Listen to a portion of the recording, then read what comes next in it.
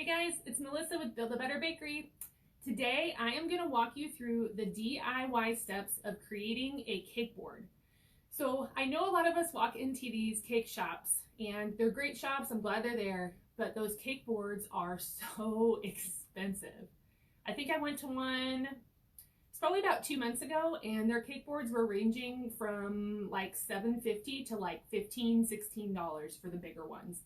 And I want you to be able to avoid that if you can. So the whole point of today's live is going to be able to show you a few different ways to make your own boards. It's not free, there are going to be materials involved, but I think it's going to help you save quite a few dollars on that back end when you are paying for your materials, which is going to help you get a more competitive price for your customers and all that good stuff.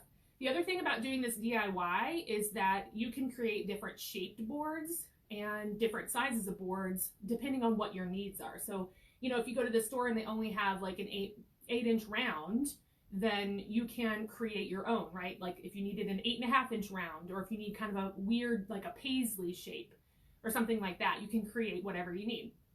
So the first thing I'm going to do is walk you through some materials that I use and some options that you have.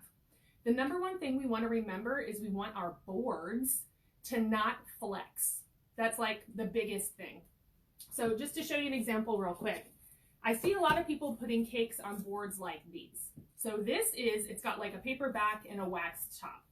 So this type of board is really supposed to go on the inside of cakes. So this isn't ever supposed to be visible, especially when you're making cakes for customers, right? You want this to be covered with something. And we'll talk about using these for a DIY stronger board set in just a minute. But this is what I'm seeing a lot of people using. And this is going to flex. I don't know if you guys can see. Well, I just did it right there. You see that flexing? This is what you don't want. And the reason these flex is because it's corrugated. So there's openings in here, holes of air, and it allows the board to bend, okay? So I'm going to show you a way to still use these and help them not bend. We'll talk about that in a few seconds. First, I want to show you the better option. So some people use different materials. Some people will use wood, which can be kind of dangerous because you might get wood chunks, different places. Sometimes when those people use wood, though, they ask the customer to bring the board back. And we all know that wood soaks up germs, right? It's not, I guess they could finish it or something. But having the customer bring something back to you like I just don't want to, I would prefer not to do that. So I like to make mine disposable. Some people will use plexiglass, things that are really strong and hard, metal, metal structures, things like that. That's not what we're talking about here. So we're going to be talking about foam core as the base that you're going to use. Okay, so I want to show you this. This is a very beautiful 22 by 30-inch piece of 1/2-inch thick foam core, guys. This is what I use. This is what I recommend. This particular brand is Elmer's brand. This is probably not going to be at your local Walmart. This is more specialty art product. So you can definitely get these at Hobby Lobbies. You can get them at framing stores. If you guys have any framing stores around you where people, where they take their stuff in, this is sometimes put behind pictures and other items to help them stay safe inside the frame. So they might be able to get a hold of these for you easier than trying to find them online. I'll do my best to find a link for you guys. The one I used isn't active anymore, so I have to search again. But this is what I recommend. 1/2-inch foam core, 1/2-inch thick. Now, when you go to Walmart or you go to other places, you normally see this offered, which is foam core. This is just a piece of it. You can get it in the 22 by 30 shape, which is what I recommend. You want the biggest piece you can get, and I'll show you why. So this is the 1/4 inch. You can see it's thinner. What you can do is you can get this kind and you can cut 2 shapes out of this and stick them together. That can create that 1/2-inch support system. If all you can get is the 1/4 inch, get twice as much as you need. We'll cut 2 shapes and stick them together. Okay, so I'm going to show you how to cut into the 1/2 inch and what it's going to look like. This is my piece that I've been using. So do you guys see this? Okay, so this is my 22 by 30 piece behind it. This is the piece that I've used. So I've gotten 1, 2, 3, 4 boards out of this one piece, and I'm about to cut another one, and I can probably get another one. So let's say this, even if this piece of foam core was $10, I've already gotten 1, 2, 3, 4, and I'm gonna get 6 total out of this one. So think about that. Think about how much cheaper that is for the material itself. Okay, so I'm gonna go ahead and cut a shape and show you how to do that. I'm going to lay this down on a cutting mat. It's just a regular, you know, a cutting mat I've had since college. It doesn't have to be anything special, but you don't want to cut into your table. So I'm putting it down on a cutting mat. I'm going to get a cake pan because this pan is going to determine what size the cake itself is going to be once it's baked. So let's say my cake is an 8-inch round cake, or I'm sorry, my cake is smaller, but I want the pan to be bigger than the cake. Sorry, that was confusing. You need to pick a pan that's 4 inches, because I suggest 4 inches bigger. So there's 2 inches on both sides. Because if you only leave 1 inch on the side of your cake, that is where the border goes. And a lot of times when people pick up the cake, they stick their thumbs in the side of it. Or let's say you wrote on the board, you wrote something cute, people will stick their thumbs into it because they don't have anywhere to pick it up. So I really suggest if your cake was 4 inches round, you would choose an 8-inch pan like that because it's 4 inches bigger, 2 on each side. So let's just imagine our cake is 4 inches. We're going to make an 8-inch board. I'm going to find a pan that is 8 inches because you want it to be perfectly circular. And then I'm going to find a place on whatever I have left of my foam core to draw out my circle. So right here, you can see this part down here. I'm going to put it as close as I can to the edge of my other cuts because I don't want to waste anything. The reason I'm pushing it over here is because I want to try to save as much of this open piece for later, right? I don't want to waste. So I'm going to push it right up to the edge of those cuts. Then I'm going to hold the pan down in the center. I'm going to take a Sharpie and I'm just going to draw a circle. Okay, so that's my template. If you were doing this with the thin board, you would just cut 2 of these, okay? Just cut 2 of those instead of 1. All right, now to cut it, you're gonna have 2 options. Things are getting dangerous over here. I just threw this X-Acto knife at myself. Okay, things need to be cut well. So you're gonna have 2 options. A lot of people will have an X-Acto knife, which is a really sharp little tool. But I would suggest something like a box cutter because, and this one's really awesome. This is the particular one that I recommend. When I push this up, I can make this as tall as I need it to be. Because what you want to do is you want to be able to cut through the half inch of this styrofoam without any resistance. And when you cut with this little guy, you're going to get resistance, which is going to give you these little like pieces of foam all around the edge. It's just messy. So I like to get a nice long blade, and then you can pin it down so it doesn't move. And then you're just going to come in and cut out your circle. I usually do a top score, so I don't cut all the way through. I just cut right along the line, about 1/4 away around. And then I go on that same line and I push all the way down and cut down to the cutting mat. It's going to take some muscle. And then you'll see the cut's pretty clean. So that's the edge. And I'm just going to go around and cut the other 2. You'll notice that when you put your cutting tool down into the foam, if it drags and it pulls like it's not cutting, it's not sharp anymore.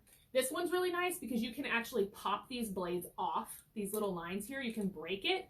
So if I broke this top piece off, then I would end up with a perfectly sharp point.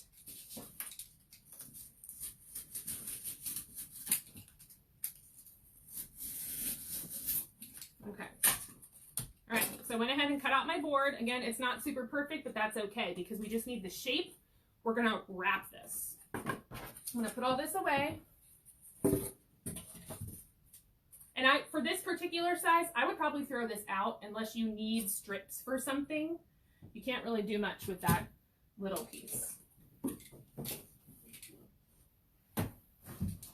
Okay, make sure that you put your blade back in too. Don't leave your blades out because they could cut you. Okay, so now we're going to talk about wrapping this. I am going to, this is the Wilton brand of paper covering for boards. Whenever you go to cover your board, I just want you to keep in mind that it should be food safe if it's coming in contact with your cake. So for some reason, if you don't have a food safe item that's covering your board, you can always take a thin board like this and cut it to the size of the bottom of your cake. Put that under your cake so that it's in between your cake and the board. That's just a tip if you can't get a hold of a food safe covering. This one is food safe. I think it's like $6 or something. I got it at Walmart, but you can get it online from Wilton, or there's other brands I think that carry cover. Okay, so I'm going to take my board, I'm going to put it on the cover, and then I'm just going to very kind of messily cut around the cake board size. And what I'm trying to do is I'm trying to leave about 1.5 inches or 2 inches around the edge of the cake board. It looks like this, so that I can tape it down on the back, okay? So I'm just going to take the board, I'm going to put it in the middle of the paper, and then I'm going to get myself some tape. Now, I would really suggest the Scotch shipping tape. This stuff is awesome. I use it for everything. It tapes boxes. It's good for everything in your business. So it's a little pricey, but I promise it's worth it. So this is what I use for like everything in my life. I use it to tape my boards. The nice thing is it keeps it up off. If you get this dispenser, it keeps it up off the roll, which is like the most annoying thing in the world. And it cuts it really well, right? Okay, so I'm just gonna get pieces of tape that are about 2 inches long, and I'm going to take my paper and I'm gonna fold it up over the back of the board, and I'm gonna tape it down. And then I'm gonna do the same opposite, okay? So it's gonna look like this. Then I'm gonna take more pieces of tape and I'm going to fold around the edge. So eventually you're going to fold all the excess. So there's one fold. This is not aluminum foil. This is a paper backed covering. Aluminum foil, I wouldn't use it. It rips really easily. I would look for another option. Okay, so I folded 2 or 3 times toward that piece of tape and then pinned it down. And you're just gonna go through that process where you bring the piece of paper up and you push it down to be flat, paper up and push down, and you're trying to just get a nice edge wrapped around the board. So there's that part. I fold about 3 times before I tape it down. Okay. Around here. So as you can see, creating a board doesn't take a super long amount of time. And usually when I'm at home or I'm at a shop and I am needing to create a lot of boards for a lot of orders, I usually try to make my boards all on the same day. It's just easier to do it at the same time, and then you don't, your space isn't covered with icing and cake and all that you don't want on your boards. Okay, so here's my board. It's completely covered. Does it look like the ones in the store that are like $8? Yeah. So again, 1/2 inch film core is where it's at. What you can do as well is if you have a lot of cakes at home, I want you to take a Sharpie and I want you to write on the back of the board what the order is. Who is it for? When do you need to have it done? Whatever. Make sure to mark your boards, because if you're making them all at the same time, let's say Susan wanted a gold board and Jennifer wanted a gold board. One's 8-inch round and one's a 10-inch round. And then you got them confused and you put the wrong cake on the wrong board just because they're so similar. I've done that plenty of times. So make sure to write on the back what needs to go on it as you're making it. Okay. Now the last thing I want to show you real quick, I'm not going to go through the process of covering it because you just saw me do that, but I want to give you a tip.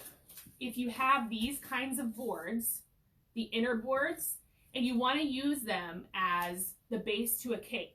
Now the whole point of this is so that it doesn't flex and your cakes don't crack, the icing doesn't crack, the cake doesn't fall, on its side because the board's not sturdy. One of these alone, as I showed you before, this is not sturdy. Even for a 6-inch cake, it's really not sturdy. So this could probably hold like a 4 and 6-inch 2-tier cake. These can hold tiered cakes. I've done it for years, 3, 4, 5, 6 tiers, right? Of course, it would be bigger than this, but you know what I'm saying. So what I want to mention here is we talked about the corrugation inside. What you can do is I would suggest using 3 of the same size. You will lay one board on the bottom. You will look at the lines, the corrugation lines, they go this way. So I'm going to get another board and I'm going to put them opposite. Okay, you see how these go long horizontally? I'm going to flip it upside down and have them go horizontally. So now there's a lot less resistance because the corrugation is crossing each other. And then I would take another one just for good measure, cross it again. So now this one's going up and down vertically. I'm going to put that on the horizontal corrugation lines. And then that's a pretty good board right there. So I would take my shipping tape. I would tape in between just a circle piece of tape that looks like this. Like that guy. I would put it in between these two. So they're stuck together, real easy. And then do another one between these two. And then after you have this stack, go ahead and wrap it just like I showed you, right on the back for what you need to do with it, and then you're good to go. So those are my suggestions for making your DIY boards. Again, they're gonna cost a little bit of money up front, but it's gonna save you a ton on the back end. I will do my best to find you guys a link for that 22 by 30 sheet because I know they're hard to find. So I'm gonna make sure to try to get that on here. I'll look now and I'll put it as a comment on this video, just in case you want to look at them, look at the pricing or whatever to see if they'll work for you. So if you guys have any questions at all about what we did today, or you want to know more about boards, just let me know. You can put a question under the video. You can put it in the group, however you want to do it. Another thing that I would suggest is I'm not huge on covering my boards in fondant. It's just not something that I do. So if that is something that you have a question about, we can talk about it a little further, but it's going to be a whole different topic than what we've done today. So I hope you guys like the live, and I will see you all soon in the group. Drop me any questions that you have. Let me know if you need help with anything, because I'd love to help you. Okay, bye.